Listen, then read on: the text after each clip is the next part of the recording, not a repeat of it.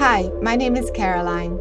My journey began at the age of 5 when I was visited by a group of beings who came from the worlds beyond. I called them my spirit family. To others, they were my imaginary friends. Many children have imaginary friends. Mine were real. They appeared as a bright light, and they said they came from another planetary system beyond this galaxy and this universe. They came from a place they call the Source. They were so loving and kind and always emanated what I would call unconditional love. They taught me things like communicating telepathically, healing with energy, seeing things beyond what humans could see and sense. My experiences opened me up to the mysteries of the universe and the science of the unknown. And so I spent the past 15 years of my life sharing my knowledge and experience and helping others with healing and guidance about the infinite power of the human consciousness. The fact that we are interested in this subject is we're interested in understanding who we are. A lot of us feel that we don't belong, we don't fit, we're probably not from this planet, we want to go back to the stars. And along the way, I also listened to thousands of people from around the world describe their contact experiences to me. Soon enough, I realized all these people who did not know each other had a story that was strikingly similar. And so it was time to share the contact phenomenon with the rest of the world. More importantly, I was now on a mission to bring scientific validation to my story, as well as others.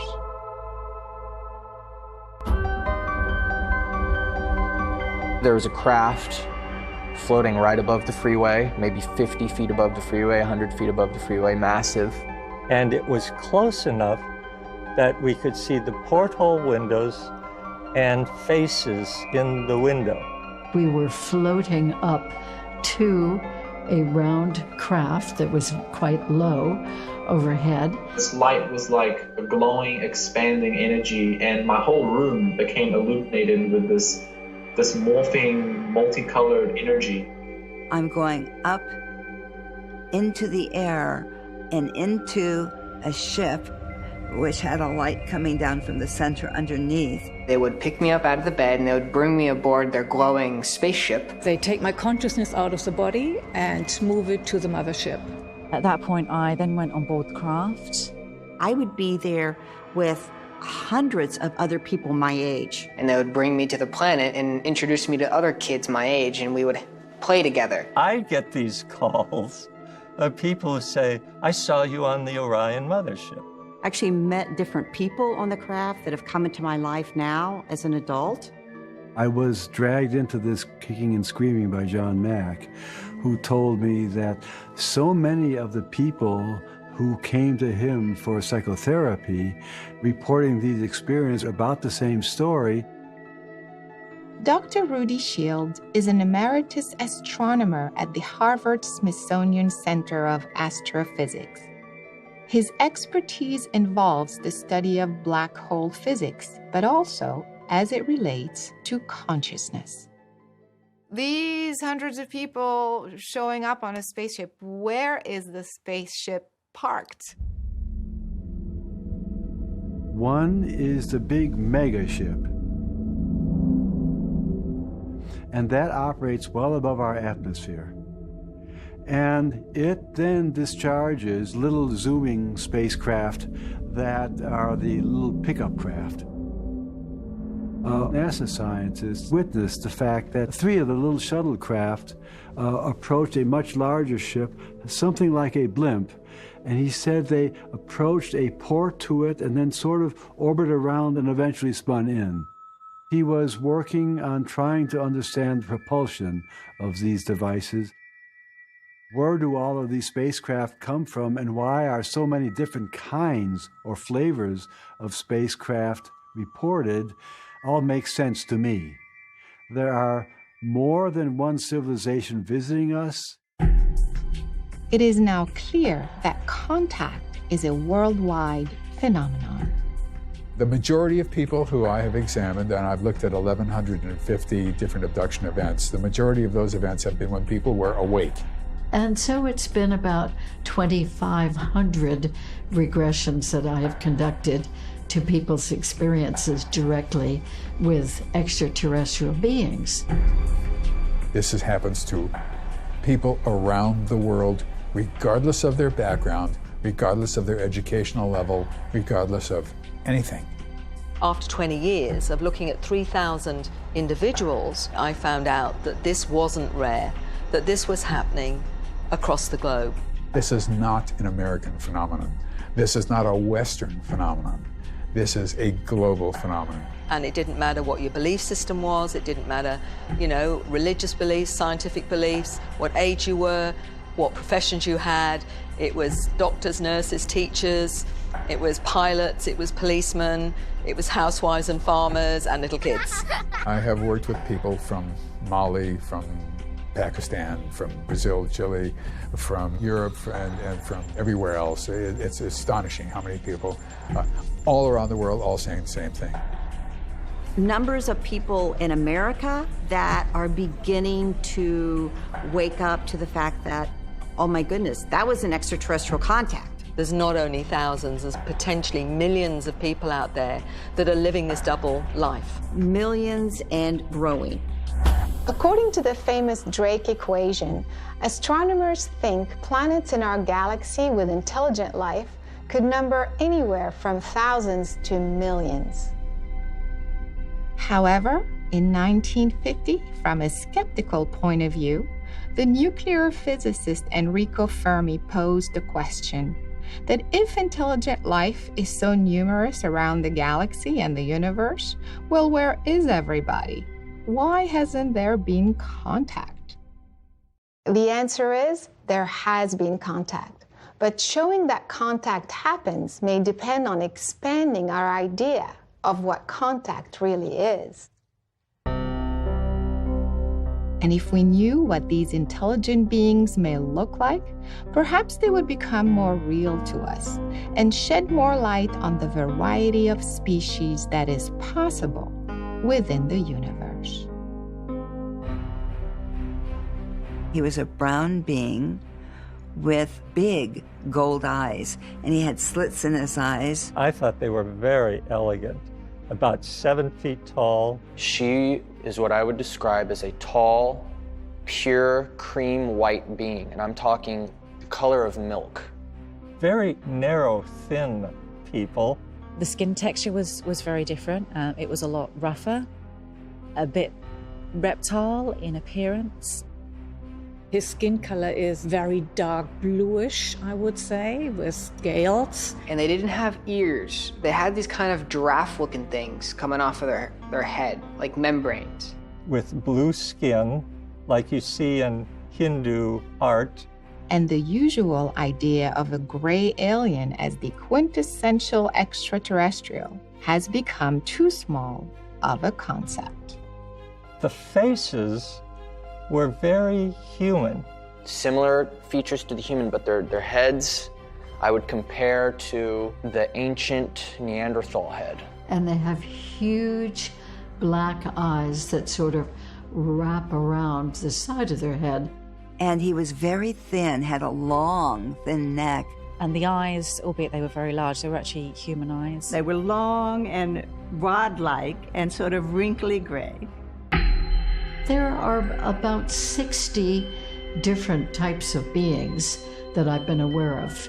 Here in the United States, it's certainly Andromedan, Syrian, gray, Arcturian. And in terms of South America, there is such a deep-rooted Apunian. There are Pleiadian beings and beings that we consider Nordics because they look like Scandinavian humans. And don't forget the angels, the archangels. There's also beings coming from very far away in the universe. These beings are very large. They have a consciousness mass that is so large that they don't appear as beings. They appear as just a ball of light. Some of these are the Melchizedeks, the celestial guardians, the gravity and power controllers, the planetary aides, divine sons, and the life architects. Now, these beings are typically not recognized by humans because they don't have any physical features. They simply appear as light, but they are beings nonetheless.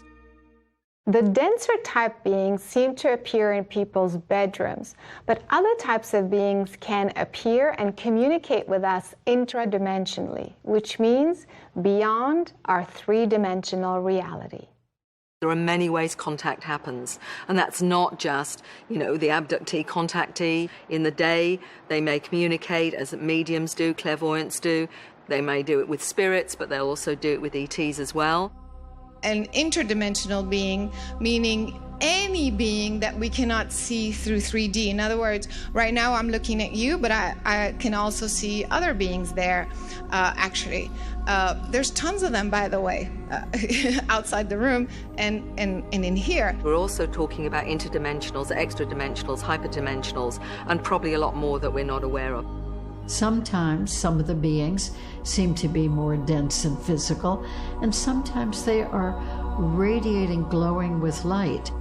I couldn't make out features because there was so much light around it, but it was orange and red light, like solid, pulsating light around the being. They basically said, we are multidimensional beings, we can go in between dimensions, and we exist on our physical plane in a higher octave than you do.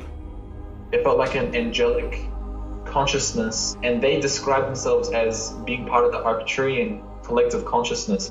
They're like a group of beings that are actually everywhere. They're in every dimension. They're at every point in time. In your common language, refer to us as the Arcturians. They said, but for your own understanding, recognize that we do not come from your star, Arcturus. They said, we in fact come from different dimensions of your own planet. And we are, in essence, future versions of yourself.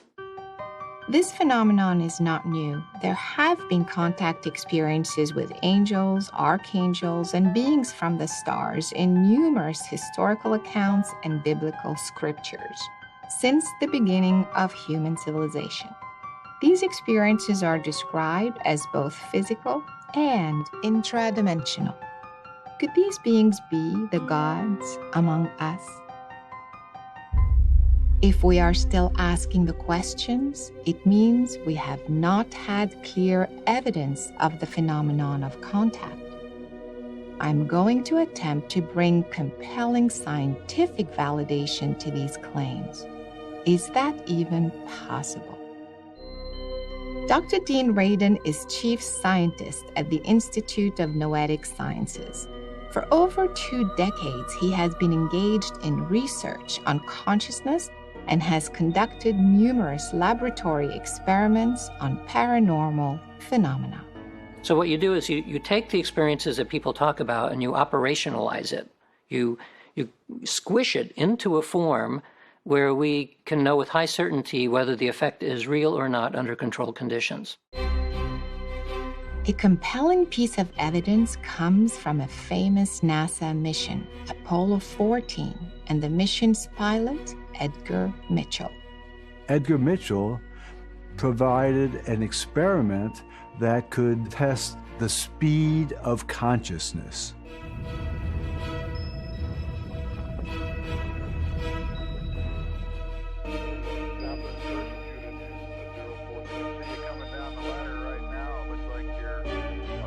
So he arranged with his Houston handlers that they would take the standard psychological deck of cards. Each card had a single simple object on it, like a gold star. Something of that kind that can be reduced to 2 words and a single concept. When they did the experiment with a clock present, the handler in Houston said, "Okay, Edgar, I'm turning the card." And Edgar would concentrate and say, "Gold star." and that to the moon should take 4 seconds at the speed of light.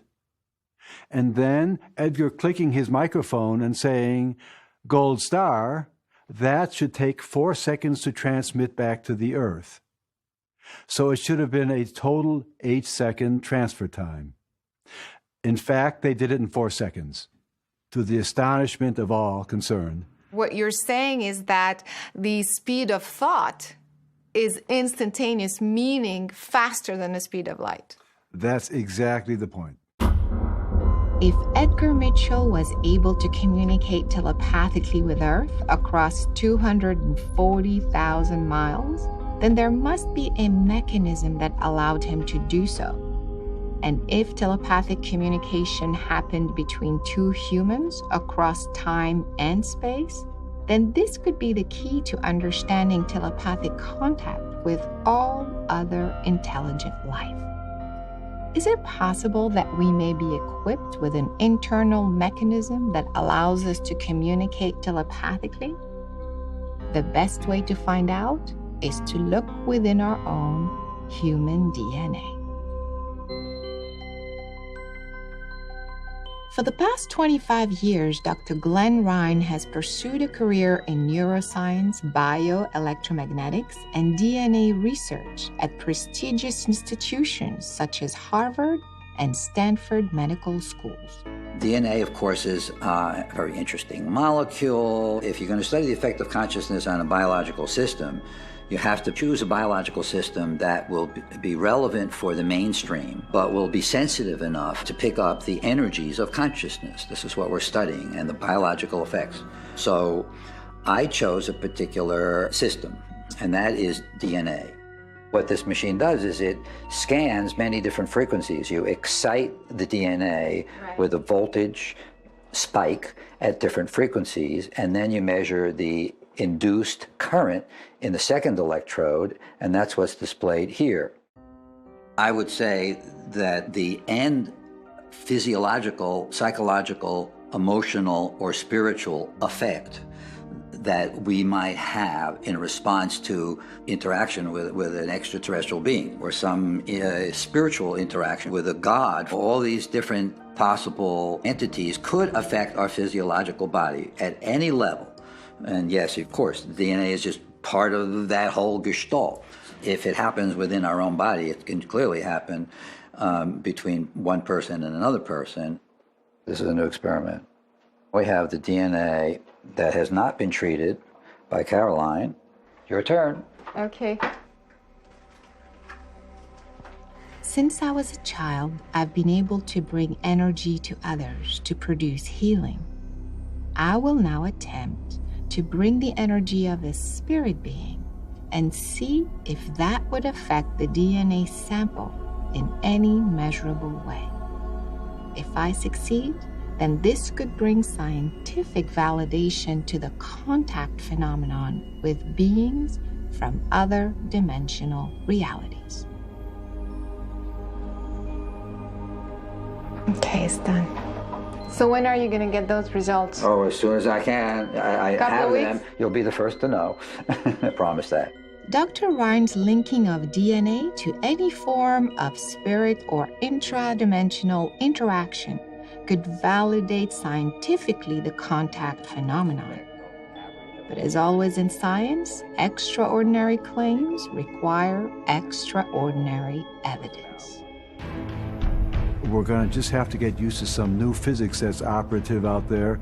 But the big problem is because the university crowd won't deal with consciousness, and I could stack books as high as this ceiling that all contain the sentence, but of course we don't have an understanding of consciousness. Most scientists are still caught up in what I call the classical paradigm, the classical worldview, according to which such phenomena should be impossible. I mean, I wouldn't want people to walk away thinking that they can just think their way to changing their DNA. That would be an abuse of our current understanding. And I'm certainly not attempting to diminish or degrade that way of thinking. All I'm saying is that there is no current scientific evidence.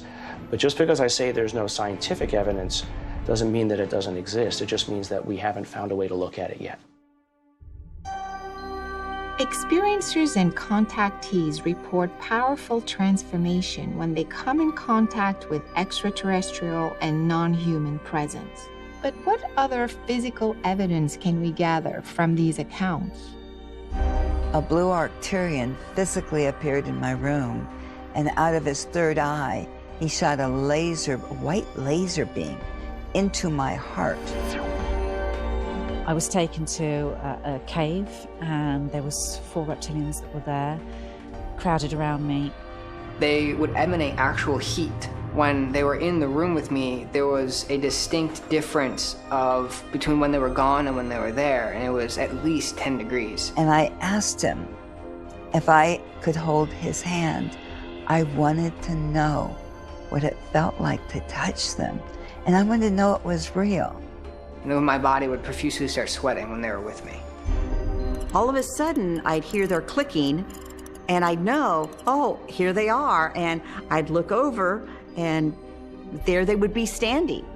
Each of them put their hands on me, and they said, you've asked us a question, and we're going to answer you now. At first, I couldn't concentrate on anything he said. They weren't human at all. These were extraterrestrials standing there examining me in the room. When he allowed me to hold his hand, he had 3 very long, skinny fingers, and at the end of all the fingers were suction cups. I kept thinking about what dimension am I in, and who is this guy? This one is bigger than me. A few of them are shorter than me. Their bodies were making noises that I could hear. I know he was physical because when I asked him if I could hold his hand, it was a solid hand. I knew that they were physical because I could physically see them in my presence as well as hear them. Telepathic communication is based on codes and symbols that anyone can decipher and translate into the language that is stored in their brain. Because the codes are geometric in nature, they are coherent with the brain geometry of all intelligent life. This means all the beings within the universe. When somebody is in the presence of one of those beings, they do hear the talking telepathically.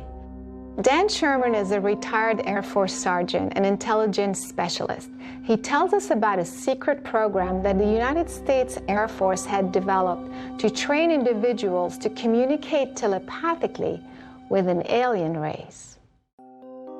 I got to communicate with an alien species. Let's say if they showed me a picture, my mind would know how to project that in the intuitive communication realm.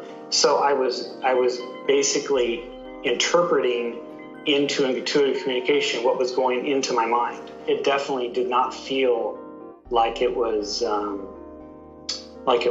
human. Their communications were, first of all, instantaneous. There wasn't a beginning and there wasn't an end in the middle and all that. It would send me numbers like latitudes and longitudes. Eventually, I graduated to somebody intuitively communicating with my mind, and then I was able to sit down and type it out in English. So telepathy is a non-local connection between two people's minds. Telepathic communication is very pure. You get the whole message, you understand it. There's probably words, if we had more words in our vocabulary, they could use them to explain that.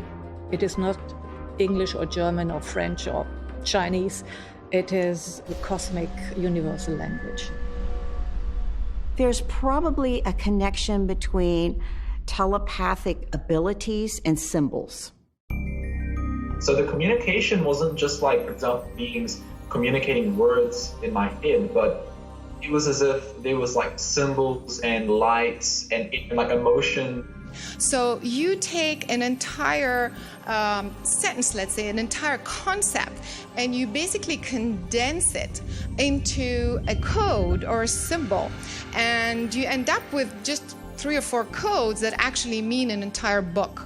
And they would have me look up at the ceiling of my bedroom, and they would start pushing through symbols like read these symbols, kind of like a hybrid hieroglyphic.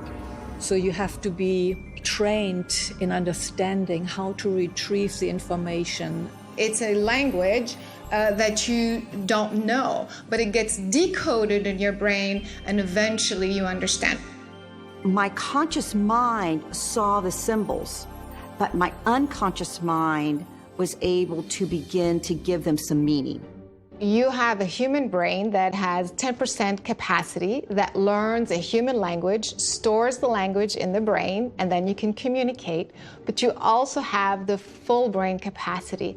That is the brain that taps into the universal code, the universal consciousness that is shared by all the other types of intelligent life. So eventually, humans are going to be able to use both the local brain, so to speak, to communicate with other humans, but also tap into their full brain capacity to be able to communicate telepathically with all intelligent life in the universe. More and more evidence shows that there is an interconnected super communication system that is based on symbols, universal codes, and telepathy. Could these universal codes and symbols be the language of the gods among us? If so, what mechanism does the universe use to help us connect with these beings? Though science requires skepticism, some minds at the highest levels are open to asking bold questions about how contact could happen beyond the laws of physics known to men today. Now, from a physics standpoint, how did the signal actually get transferred between the moon and NASA? The quantum wave, which is a description of all nature and which is buried inside of our 3D universe's structure, that wave instantaneously propagated the consciousness of the Houston handler to the moon. People receive messages, they download information. Did it just get carried by the wave? Yes, the information is carried through consciousness as waves. It's that tuning that I'm talking about to these quantum waves. That's at the basis of telepathy. To date, laboratory experiments from around the world have shown significant results on telepathic contact. What does that tell us about the communication mechanism of the universe and the science of contact? It's not too difficult to imagine that the memory of the human being is still resonant at the black hole, and that sensitive individuals can tune into that because of its physical presence there. We come to realize that there are wave patterns which are common to all species, and these are waves describing things like fear, aggression, I want, I'm happy, oh, this is lovely, bring it on. Those are all wave patterns that any brain will recognize. In a laboratory setting here in my home with another scientist, Dr. Paul Bernstein, present and doing experiments with this extraterrestrial sensing being. Dr. Bernstein and I, in the same room with him, would ask Greg, and when you're on your planet, what does your sky look like? Do you see the sun much the way we do on Earth? And Greg would often lower his head and move it around, just as I'm doing now, and obviously seeking a tuning in. And then he would look up and say, well, what they actually have on their planet is not a star, but 2 stars. And one is a very red star, and it moves the fastest and the first, and the blue one follows behind it. He was eventually able to draw a map describing the position of the star in the sky well enough that I was able to go to star maps that would be unavailable to an ordinary person because they're in the Harvard University Library. I was able to compare his drawn map to the star pattern with faint stars drawn on it and make the connection and identify the star, which Greg claims is his place of origin. And behold, there is an entry that shows that this star is not a single star, but a binary system, or two stars, one of which is red and one of which is blue. So isn't that astonishing? If all information is stored within the surface of the black hole, then Greg's ability to tune in to his planet of origin must have been possible because of the magnetic nature of the black hole. And we made this prediction 10 years ago, and now we're starting to be able to observe and measure magnetic fields surrounding black holes, and we find that they all have, as we predicted, strong magnetic fields. So we're coming to understand that the horizon of our universe is probably very much like the surfaces we see at black holes, except ours is inside out to the black holes we find inside our universe, meaning that the horizon of our universe holds the possibility of all universes out. So, as mathematicians, we have to ask, if this is universe plus universe plus universe plus universe, what is the sum of all of that? And then you have to ask yourself, well, what could that be except the cosmic intelligence itself? The cosmic intelligence stores information on the surface of the black hole, and the magnetized property of the black hole allows the quantum wave to carry the information from one black hole to another, faster than the speed of light. That makes for telepathic communication across the universe. It is now clear that the gods speaking to us are transferring telepathic symbols and codes into our brain through the magnetic black holes. Some of us can tune in, retrieve these messages, and translate them into a star language. The next really important experience for me was I was awake and there was a real being in the room. And visceral, I could touch it, see it, feel it, and then it touched my forehead. My head cocked back and my mouth began to speak in a language I'd never spoken before. It's more of a tonal language where the information's encoded onto the frequencies, but to be decoded by your heart and not the brain. Can you say something in the language? I'll see what comes through. Okay. Yeah. Sua set eleaka e sulu untuk ewe elo amana e sala am at elo ala onkish susum ma etala elo lo tu ki shisea elo at sa o saretam mana eku e kuleate su shase e mono tu keawa art et sunumo et ulaat et ulaakit sesa ese sala tu shasam. It doesn't exactly translate into English. The key to this language is that it's not transmitting data verbally through the mind. It's transmitting images through the voice. And dolphins do the same thing. Dolphins can transmit pictures to each other of what they're seeing through sonar. There have been times where I have spoken a language that is very representative of a particular civilization or a particular group of beings. And when I would speak it, they would be there on the other side, listening and sending back information. Can you give a message that you feel is important in the star language?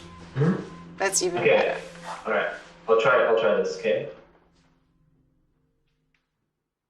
Ora sa takaya, no tutia, takain na takatur, itakain na tututi, takain mo tot es, takanar, yututi, takan titi takotai, ash takotam, itakayet, umat takaya tutukin, takataya, umat takai, ote, One of the cases that was interesting to me was the mother wrote to me saying that her daughter had reacted to some of the star languages that she'd seen on YouTube. And the daughter said, but I can speak those languages too. And she said to her mother, there's 3 of them, but one of them heals water. When I speak at water, I can purify the water. And the mother told me that the water actually tasted differently. The star language comprises codes that can be heard, spoken, but also a message that can be transcribed. These languages are the frequencies that are waking us up, which is another thing that many do after contact. They start to write these strange scripts, which they say come from where they're from.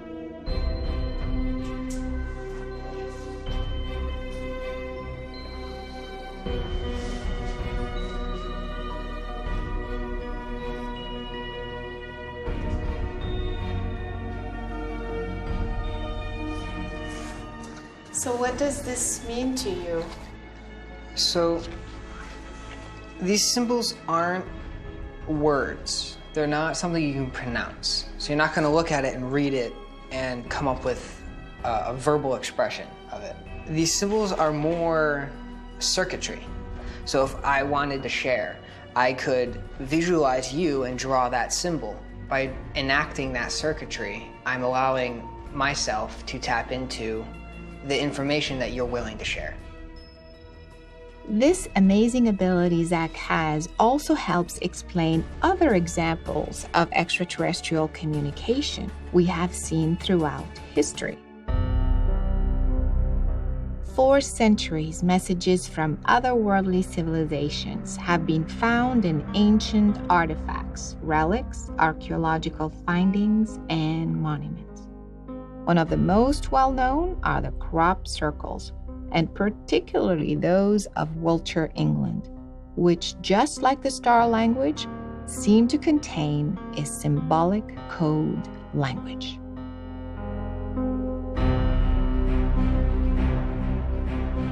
There's a very large variety of meanings of these crop circles that have been happening for decades now. In addition to the astronomical symbols that are shown in crop circles, there are many other things too. There were some crop circles that were showing a Celtic cross, the flower of life. They're executed in our fields in the dark of night.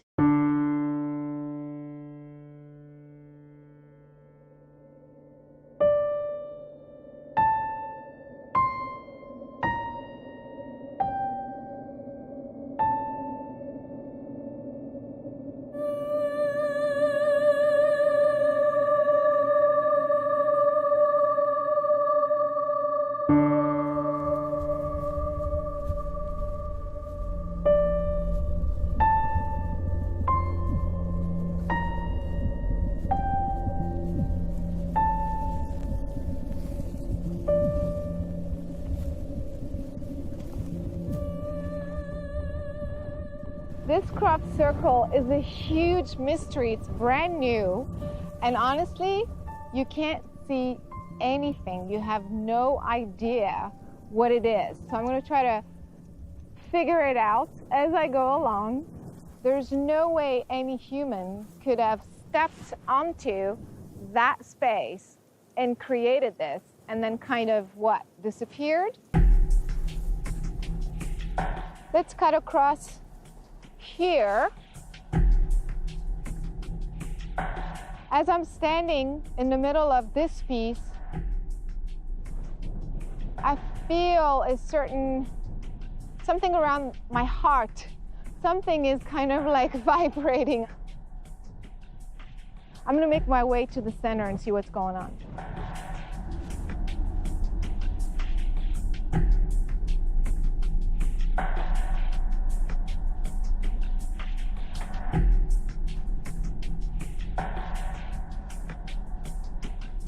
So I'm right in the center right now, and I still can't make out what it is. I feel patches of information all around. And I feel I am at a 0 point, the center point of that information. I think we're going to have to go up there and see from up there what these guys can see looking down.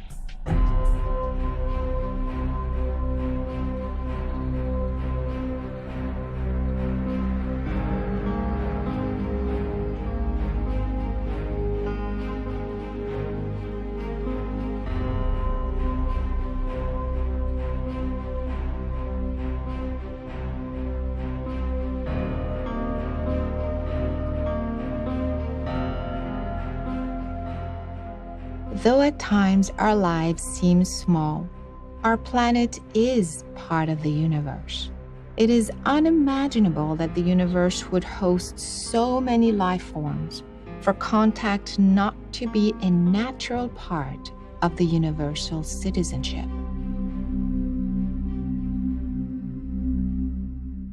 I went in there without any expectations, no preconceived ideas, and I was very surprised. It felt like a very low vibration. We really have to discern for ourselves. Sometimes an extraterrestrial contact is more advanced, and sometimes it just isn't. Advanced technology does not necessarily mean advanced spiritually or a higher level of consciousness. Regardless of the technology used, could there be another sign of communication between the planets themselves? After all, the Earth is part of a planetary system and therefore subject to various astronomical events. The Shoemaker-Levy comet was hurtling across the sky and collided with planet Jupiter.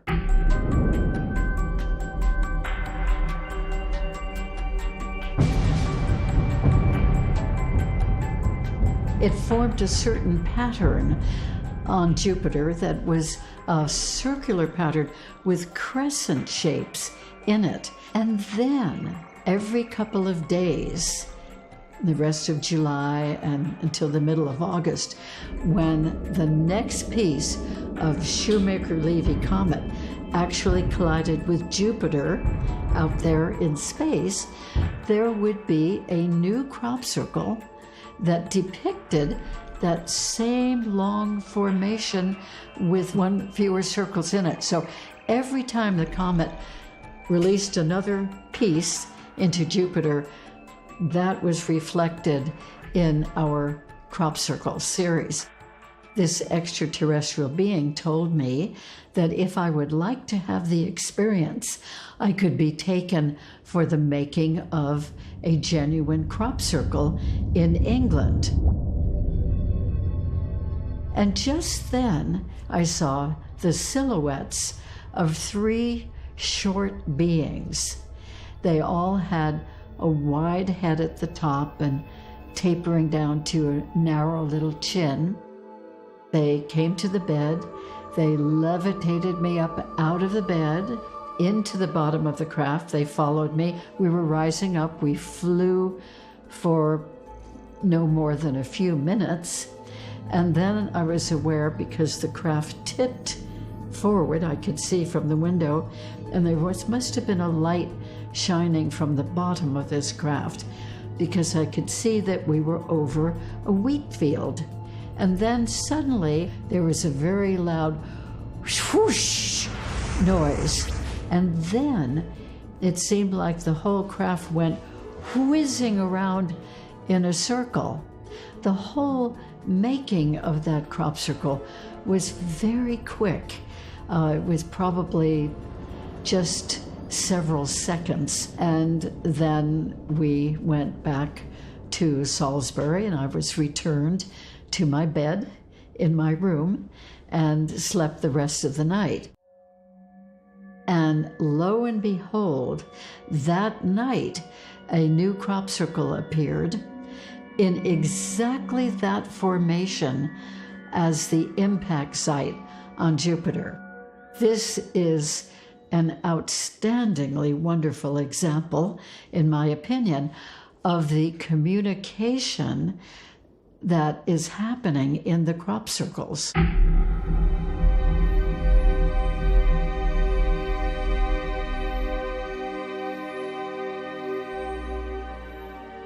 Astronomical events that are reflected here on the Earth have to do with the alignment of the planets with our own.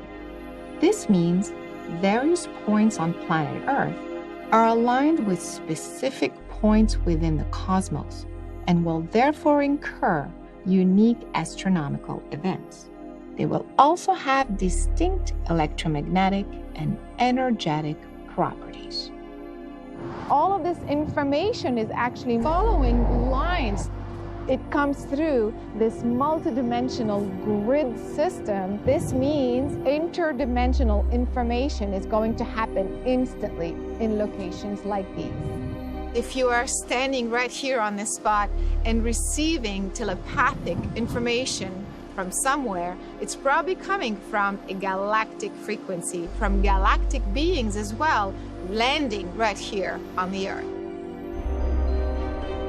If communication is reflected in astronomical events and the alignment between the planets, then is it possible there may be a web communication system that connects our planet with the rest of the cosmos?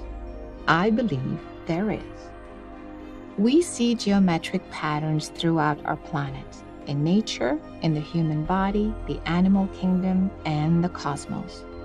If physical matter is based on geometric patterns, then the space that holds matter may have the same intelligent design and create a massive cosmic web connecting every physical matter together, as well as our planet with the rest of the universe. The planetary grid starts at the core of the planet and expands outwards to create a massive hologram of all possible geometric patterns. These patterns align the black holes in such a way as to create pathways in all directions of time and space. This means if I were to stand at this particular black hole or 0 point and look around in all possible directions, I would see a pathway leading to a specific point in the universe, perhaps in this case, to the moon. And if I were to stand right here at this black hole or 0 point, I will also see another pathway leading me straight to Mars. I call the black holes 0 points because they create a warp in the fabric of time-space. This means time-space can exist at the surface of the black hole, but ceases to exist at the center of the black hole. A difficult concept to wrap our heads around, but this theory could explain how communication could travel thousands of miles and arrive on the Earth instantly. It is because the quantum waves can bypass time and space by going through the center of the black hole and arrive at any other possible 0 point within this massive geometric hologram. This would explain why UFOs and spaceships sometimes appear and disappear, or display an erratic behavior, such as appearing here, making a 90-degree angle and reappearing there. This erratic space motion happens because the UFO is using these 0 point junctures to dip in and out of our time-space reality. The holographic nature of this grid system is what makes us connected to one another right here on the Earth, but also with the worlds beyond. All that is required is to tune in and to align our brain receptors with the pathways of space, and the messages from the universe will come pouring in.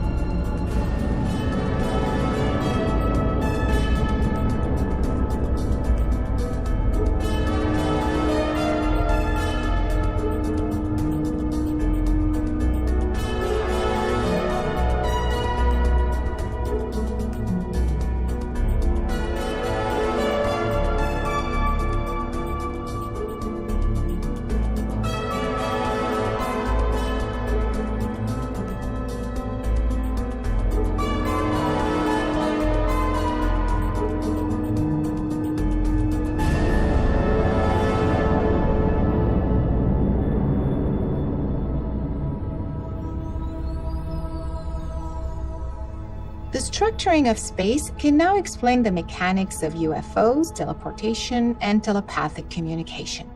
Could this new quantum hologram theory become someday the theory of consciousness? And perhaps, could this be the next theory of everything? I believe this is the theory of everything.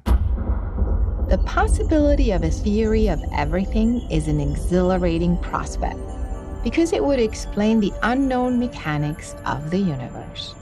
But what about the technology used by the UFOs and the otherworldly beings that allows them to travel all the way to our planet?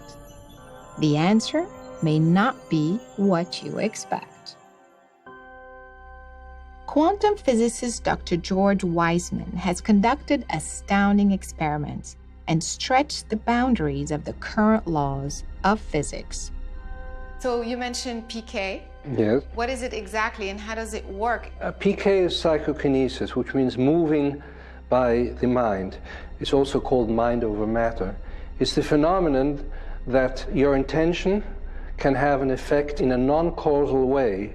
In other words, in a way that cannot be explained by normal physics. It's a direct influence on another system. Through that, you can actually experience the non-locality of the world and how your thoughts and feelings and what seems to be inside you is intimately connected with the whole. You're in alignment. The more you believe, which means basically you're open to the phenomenon, the better it works. So how is the experiment set up?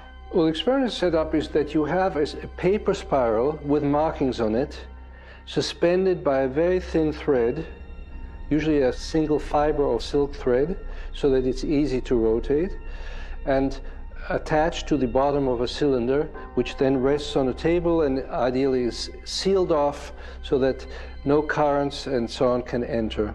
And if the environment is also stable temperature, then that spiral will simply hang down and not move, not rotate at all.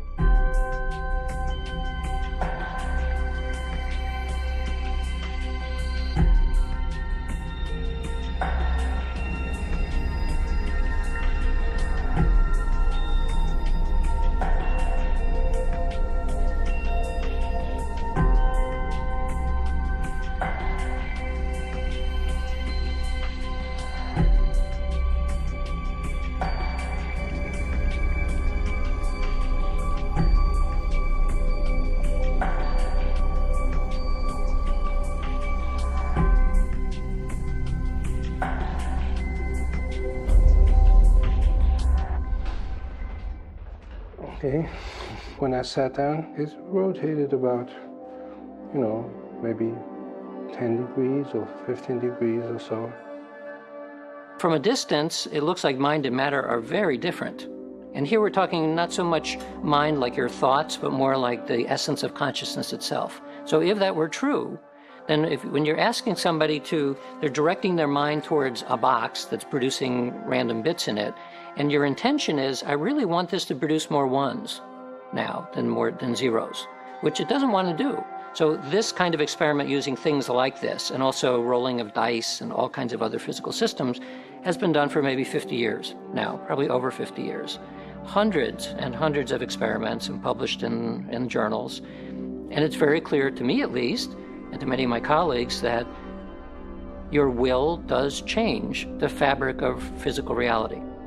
If consciousness could change the fabric of reality and can allow us to move a physical object, could mind over matter perhaps become the technology of the future? Could this technology be the one used by the gods among us? If that consciousness is all focused on the same intent, namely to take us all to what we understand to be the quantum signature of planet Earth, the spacecraft knows how to transmit itself to planet Earth. Is it possible then that my consciousness could command my physical body, my personal spaceship, so to speak, to appear in a different location just the same? In teleportation, it would be seemingly a relatively simple thing to scan this quantum description and then take them to another place that we know something about, that we also have a quantum description of as a place, and then project the one into the other. If the extraterrestrials and intradimensional beings can fly their ships and teleport to our planet and communicate through telepathy and codes, then perhaps these powers will become part of the human capabilities at some point in the future. Are the gods among us teaching us these technologies of space travel and communication? After all, in all our seeming insignificance, many of us can already receive these messages and signals coming from the vastness of space. But for now, the future of the human capabilities relies on understanding the human DNA. So what does this show, Glenn? Now we have the value for the DNA before being treated. And the value here is 1.30 kiloohms. So that's our starting value. At treatment number 2, so we're going to stick the electrodes into the DNA, and then we're going to take our measurements of electrical conductivity. In this experiment, we're doing it at a very specific frequency, the resonance frequency of the DNA itself. The control might be less, so it could actually shift the frequency. And if it shows that the frequencies are shifted to higher frequencies, that supports the whole dogma in the field that spiritual energies are associated with higher frequencies. Raise your vibration. Raise your vibration, exactly. So this is a way here to actually prove or support that. Now, if we can analyze the conductivity value, it turns out that there were specifically 2 frequencies that got turned on and activated. The signal strength was much stronger after being treated by you. And you can see there was a very large stimulation in both frequencies. From the kind of magnitude of the changes that I've been seeing in the past when energy treats the DNA, this is a robust, strong effect. Good work. Hey. This experiment showed scientific evidence that the energy of the spirit being I invoked had influenced the DNA sample and boosted its electrical conductivity in a significant manner. This could show that the presence of any spirit, extraterrestrial or intradimensional being, could also have a significant and tangible effect on the human DNA. For the past 25 years, Dr. Rubik and Dr. Jabs have been at the frontier of science in the field of biophoton research. Their experiments can bring more evidence about the presence of non-physical beings within our physical environment. We're looking at a number of different ways. One is to measure the light coming from the human body in different states of consciousness. For example, from the palm of the hand, the fingertips, from the chakras down the midline, and actually all the parts of the body, but those are the main emitters. We're actually counting the photons of visible light. Okay, this is our sensor suite, that's how we call it. Trained individuals were able to open their third eye around here at will, and when they did, the photon emission went up. The changes can vary, say, between 30% and 400%. We can measure down to a single photon with great accuracy. So when we see changes of 10 to 50 photons per second, we know that we're seeing something significant. And when it correlates with the intent of the person to make a shift, of course, it reflects a shift in consciousness. We have some evidence of beings of light in some of our experiments. During the actual healing session, one healer said, my guides have arrived. And at that very moment, a burst of light. And again, another guide has arrived, another burst of light. That's the kind of evidence we see. Because it was now far removed from the body, and we got a substantial burst of light, that tells me that there had to be quite a lot of light inside the chamber. How is this even possible that higher dimensional energies can be downloaded or brought down into our ordinary 4 dimensions of space-time reality. Who's to say that there's not information passing from one place to another that certain people might be able to perceive? There are layers of codes. There's thousands of codes layered on top of each other. You touch one part, it touches 10 other parts, because codes within codes within codes. It's an incredibly efficient, very redundantly packed machine which is operating with itself, on itself, through itself, to make the complexity of what we are.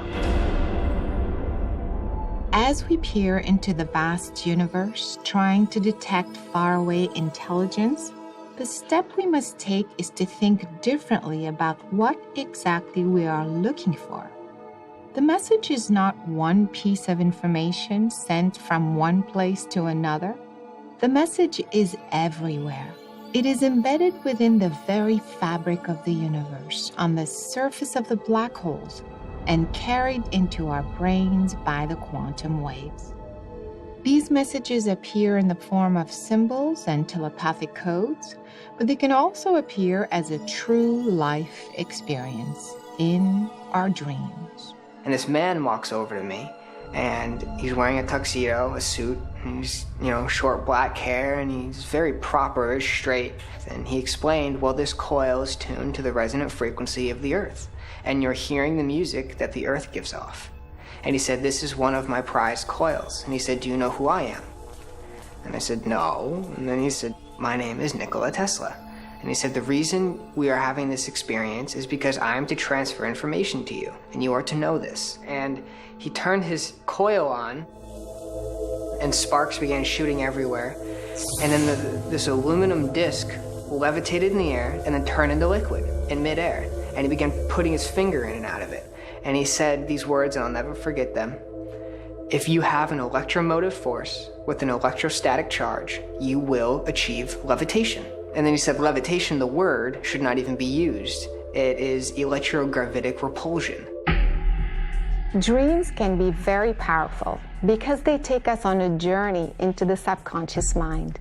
Throughout the years, I had to delve into the subconscious world to understand more deeply the effect of the contact experience on my own consciousness and that of others.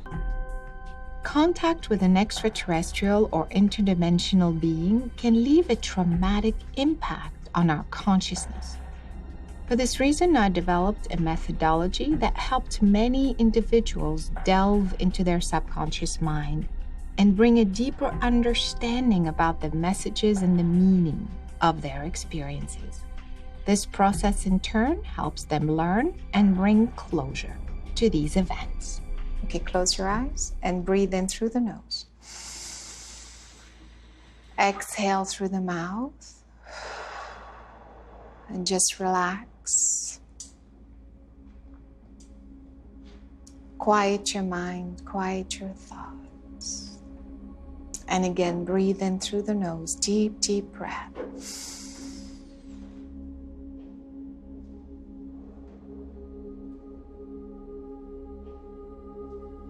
Bring your focus to your heart.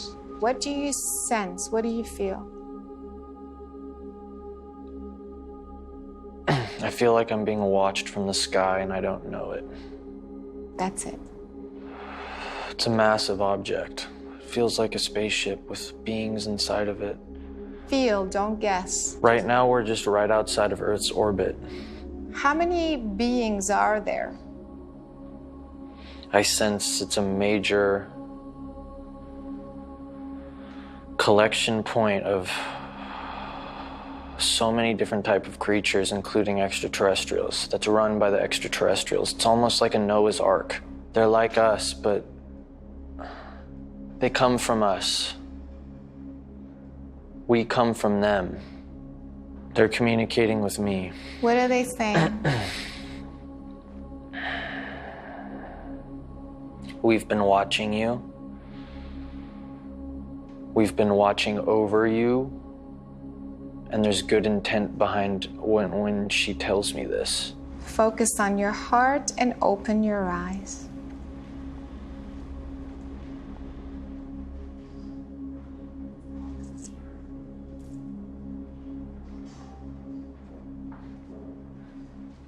I feel that these beings were actually watching you, so you were right on with that for a while. And it's as if this was the perfect timing for you to reconnect, although it's a little bit delayed because it's as if you were avoiding it. And that's why at one point it had to be done almost by force.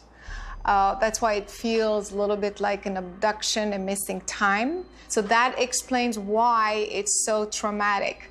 You are a genetic code. We are all a genetic code. If you take this genetic code into a particular environment, that genetic code starts to unravel. You carrying this genetic code gives you a responsibility, which means that you are here to transform the rest of the genetic code. Okay, I totally understand what you're saying. How does that make you feel? I feel recharged.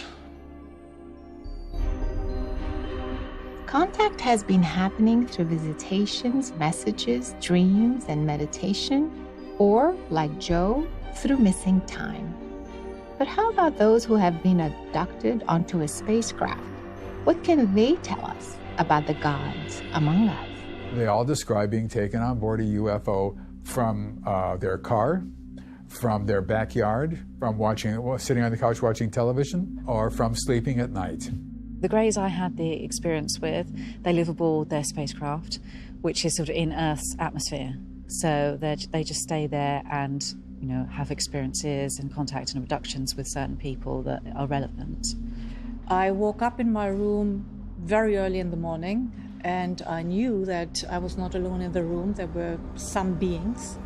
I was scared to death. I could see silvery, shiny discs like CDs flying through the room. And suddenly I realized there were golden globes circling the room.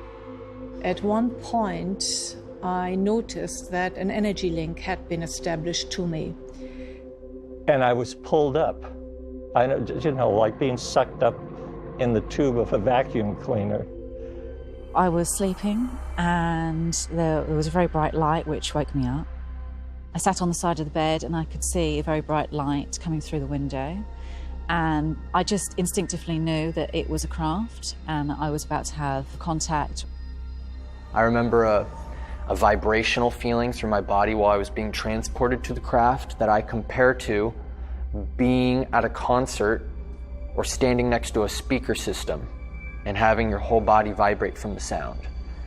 I saw a red mark on my solar plexus, and that was obviously where the energy link had been established. The craft was a disc-shaped object, silver, very shiny, and had sort of very bright white doorway that I went through to get on board the craft. Well, I got up, stood up, looked around, and realized I was in a very circular room. The room was very minimal. It was circular in shape. And I thought, no, where am I now? There was quite a few greys of different heights. Some were quite tall, some were quite short, some were sort of, middle height. And telepathically, a communication started. A voice said to me, "Don't be afraid. I am the leader of this group. We come in peace." Her intent at this point was to just comfort me, was to tell me everything's gonna be okay, don't worry. Your friends are in another room, you're fine. This is all supposed to happen right now. They're gonna be in a waiting room with maybe 20 or 30 other people sitting on a ledge that circles the waiting room. Now, there were already about a dozen other humans there. Then an alien comes in, a gray alien, and takes one of them out and takes him into a room with a table, or 2 tables, or 10 tables, depending on the size of the UFO, 100 tables. This huge room was filled with people. And they had a crystal bed. I was laying on a table, and I would describe the table as almost like a Greek marble. They did do a healing session on me, so they told me to lay down on the bed. I see the monitors in front of me. They seem to be projecting or showing cellular structures inside my body. They put different types of lights into it depending on what type of healing they're doing and what the person's suffering with and what part of body they're working on. They then do a, quote, examination. We call it an examination because we don't know what they're doing. They may see themselves on the table, they may see genetic material taken, but they also will find out there's been a healing procedure done. And I felt very safe and secure afterwards because they came in peace. It's astonishing how many people all around the world all saying the same thing. If you look at the population of the world, it's 203 million people around the world who are abductees.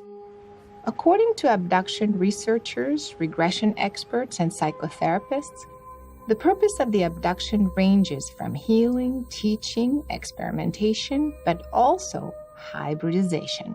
In other words, genetic engineering.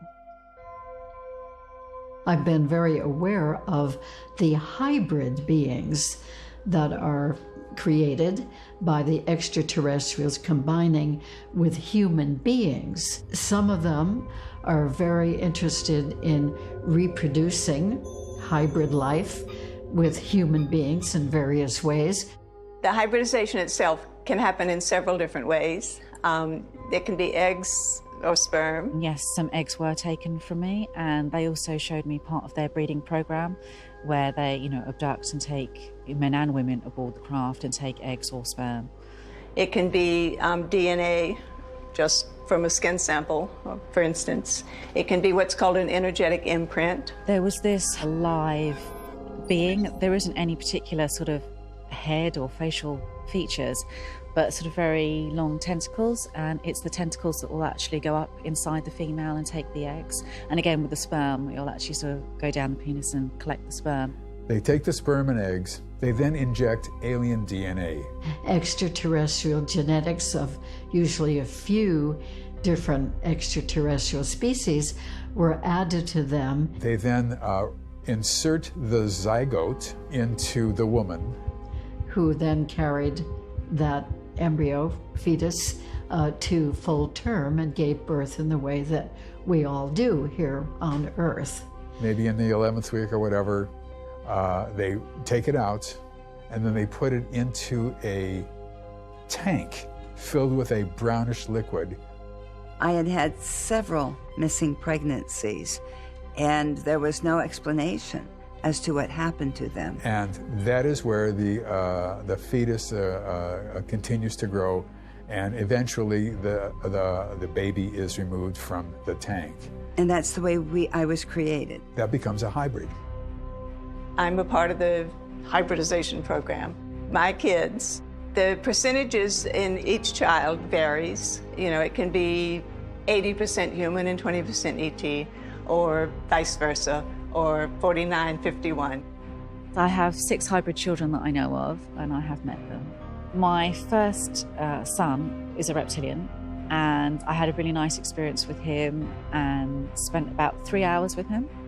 Some hybrids really look alien. Picture a young girl with very thin, straggly hair, but there is hair.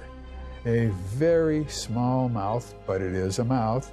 A nose, a tiny little nose, small little ears, a pointed chin. Some of my kids look more human, some of them don't look so human. Cake doesn't look very human at all.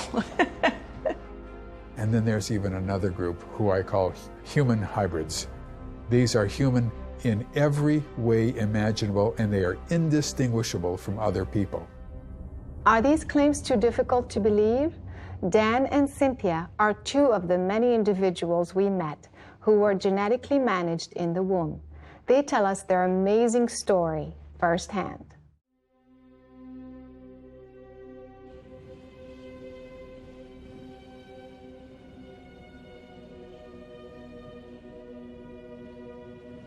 It was my father who told me.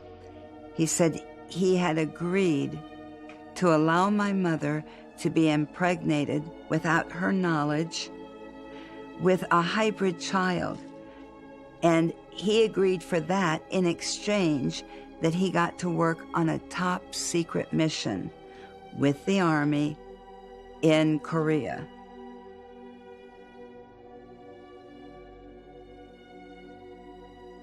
I was in the military.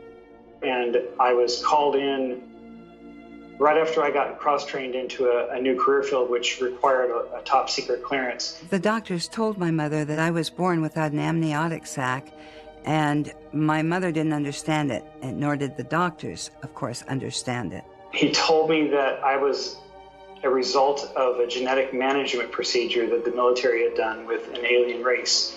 And I was the progeny of this particular experiment. The doctor felt that there was something different, that she may have gotten pregnant twice.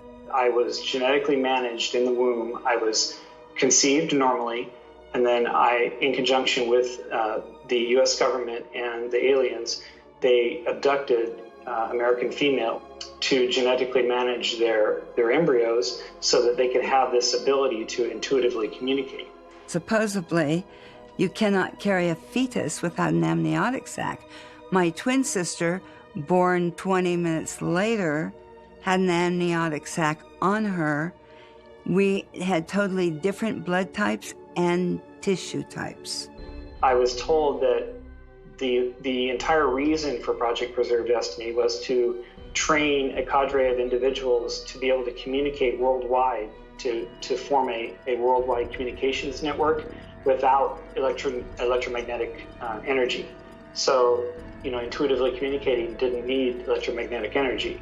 When my twin sister was 5 years old and they discovered she had muscular dystrophy, this is when we discovered she and I were not compatible. They could not take muscle tissue from me and grow it in my twin sister because there was too much difference. So they managed me genetically so that I could have this heightened sense of, or a heightened ability to communicate.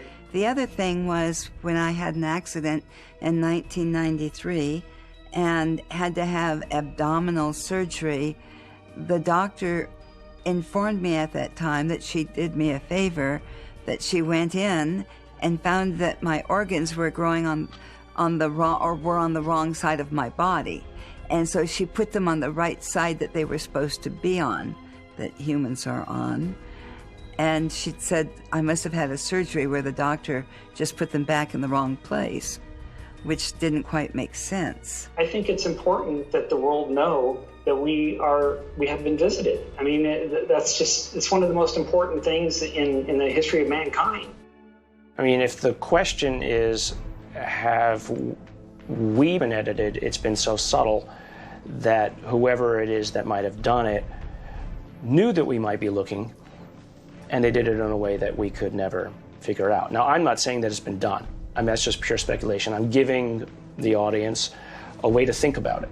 The editing needs to be subtle, right? If we decide ourselves to undertake editing, we have to realize that any place we touch is actually interacting with dozens, if not thousands, of other sites, because codes within codes within codes. If the gods among us are teaching and healing us, what would be the purpose then of the hybridization program? There's a goal here. This is a goal-directed phenomenon. They've been working at it for years and years and years. They're here for a reason. These hybrids, they were created by these extraterrestrial beings so that they could have someone who's made up of them and human enough to get along here, so that they could be helping to upgrade humanity. My favorite question when people ask me about the subject, do you think they're living here? Do you think they're walking among us? I love that question because I got to say, absolutely not. There's no evidence whatsoever that aliens are living among us. And I felt sane. I felt normal. I felt like I could say no. That was great. I can't say that anymore. There is much controversy and discrepancies regarding the current DNA testing to verify the hybridization process. How could we prove that such DNA engineering with an extraterrestrial being, or at least the partial mixing of the genetic code, could be possible?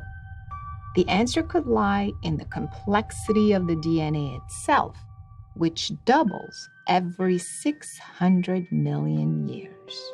It turns out that the DNA does have a Moore's law that about every 600 or so million years, the DNA complexity has doubled. That's interesting. But if you take the timeline back as to where it intersects when life must have begun, it's about 9.5 billion years ago, right? That's interesting. Why is that interesting? Because Earth has only been around about 4.5 billion years. If the DNA existed prior to humanity and Earth itself, then it must have originated somewhere else in the universe, which makes the human DNA not so human after all. Now, more than ever, unraveling the mysteries of the DNA could get us a step closer to the science of contact with other alien races. So Glenn, I'm so excited. I want to hear about the results of the experiments we did together. I know you took 2 measurements. They're both electrical measurements on the DNA, so what we're really measuring is the ability of the DNA to conduct electricity. And that's what we did in the first experiment. In the second experiment, I did something completely different and measured the frequencies of the energy in the molecule. And this is a technique that's called spectroscopy in the scientific community, where you measure the response of the biological system to specific excitation frequencies. I had to analyze the data from 15 different sequential measurements that I did and pull all the data together, and then I can make conclusions about which frequencies are actually stronger or weaker and which frequencies are turned on by the presence of your energy. But what I saw with you that was most unusual is that this particular frequency over here, which is 94 kilohertz, was not there in the DNA before you treated it, but it appeared after you treated it. So where did this 94 kilohertz frequency come from?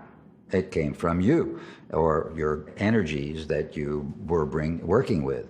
They must have resonated at that frequency in order for DNA to start resonating at that frequency. How significant is that? Actually, it's enormous, because the fact that DNA can take on new frequencies and can take on a frequency of another substance or another person is a new discovery. And that's a very revolutionary concept, that energies from higher dimensional beings can be transferred to us via our DNA, and that they don't actually have to inject their DNA into our bodies. They can transfer it energetically.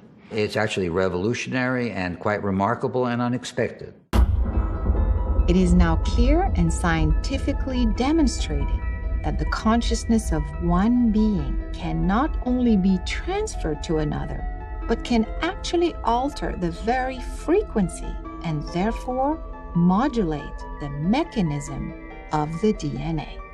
The implications are very profound indeed, because you're having a conversation with someone and you exchange ideas and you exchange emotions and you exchange energy.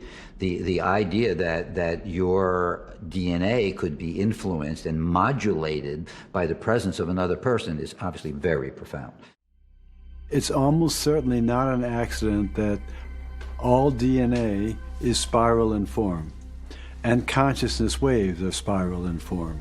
And it's possible then that a beamed, intended quantum wave interacting with DNA would excite frequencies that realign the DNA just enough that it becomes resonant to a new frequency.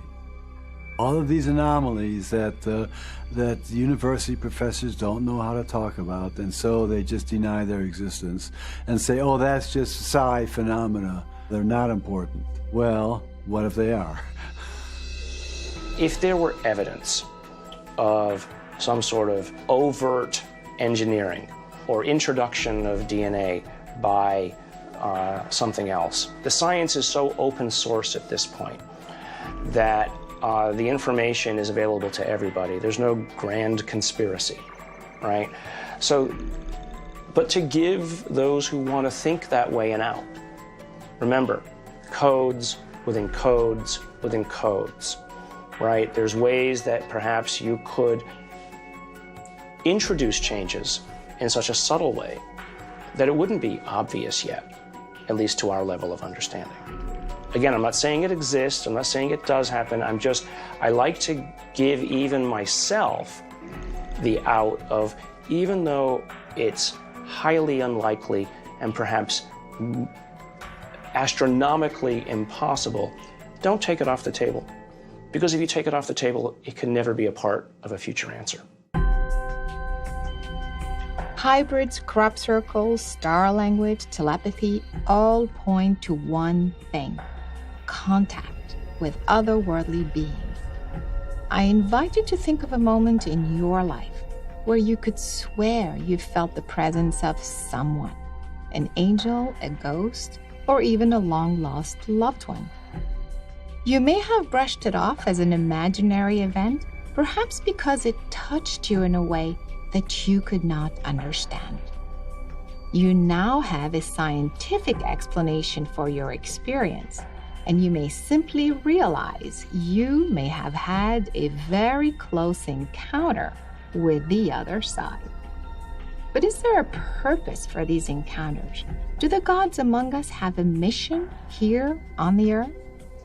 So there are many different types of beings, and there are many different agendas that they have. Even though they may have self-serving agendas, some of them for sure, there are others that are here to see us grow as a species.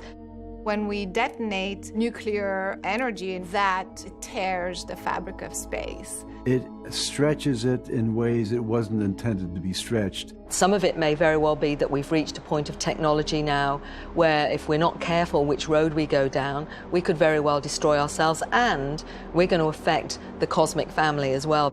And that's alarming to other participants sharing the same quantum space, and they say, this has got to stop. This is not aligned with the purpose and direction of the universe. These people need help. So I think there's a rapid upgrade to get us from the 3-year-old with a loaded gun to realizing as an adult that a loaded gun kills people. They will lead us into telepathic abilities.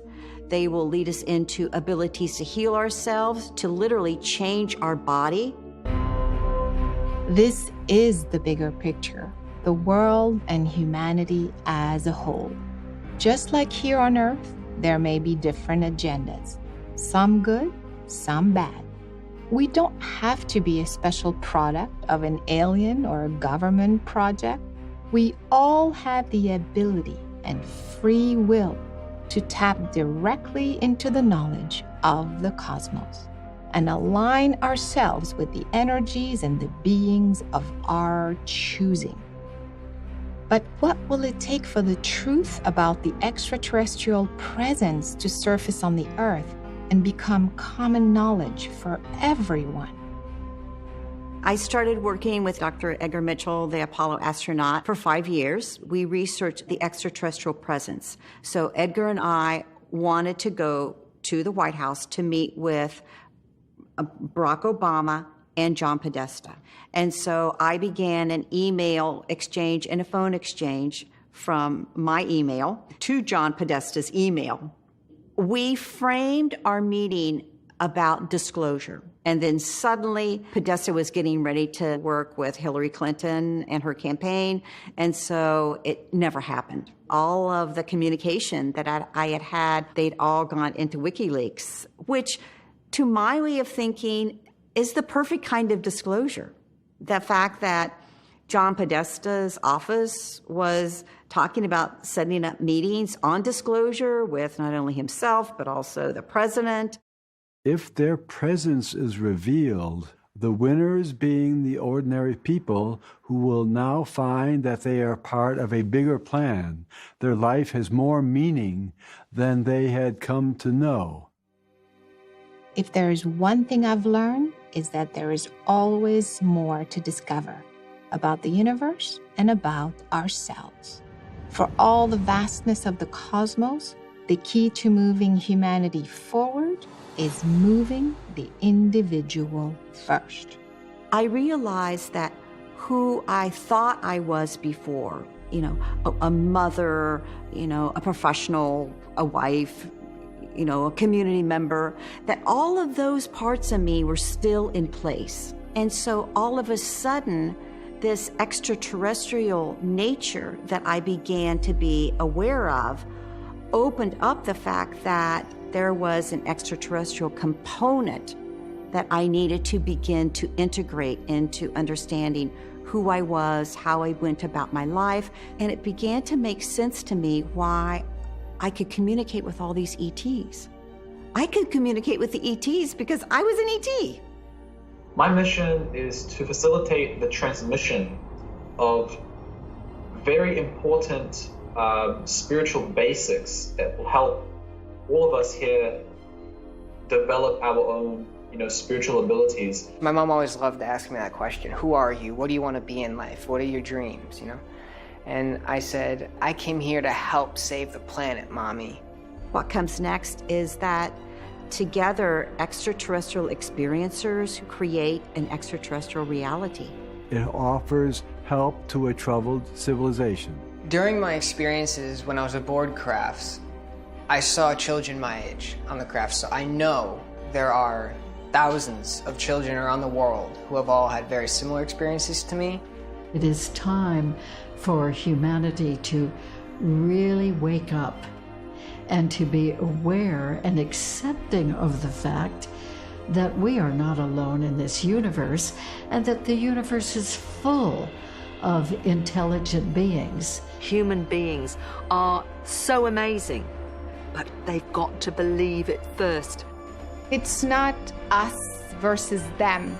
It is more that we are all consciousness, part of a much bigger story, and it just happens that humans are a type of consciousness and other beings are another type of consciousness collaborating together in one time-space dimension or another, but all for the same purpose, which is the evolution of species and the evolution of the universe.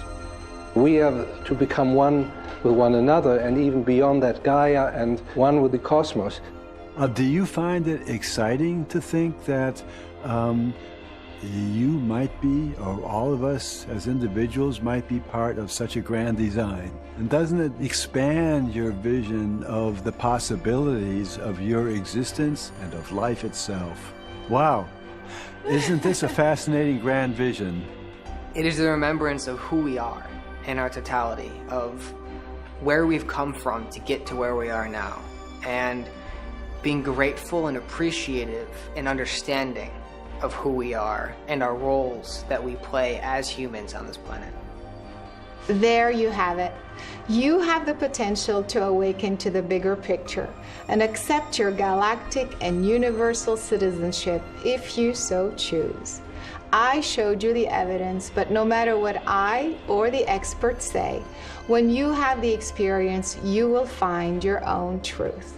So perhaps the first step is to consider that it is no longer about the gods among us, but rather that you may be a god among the gods.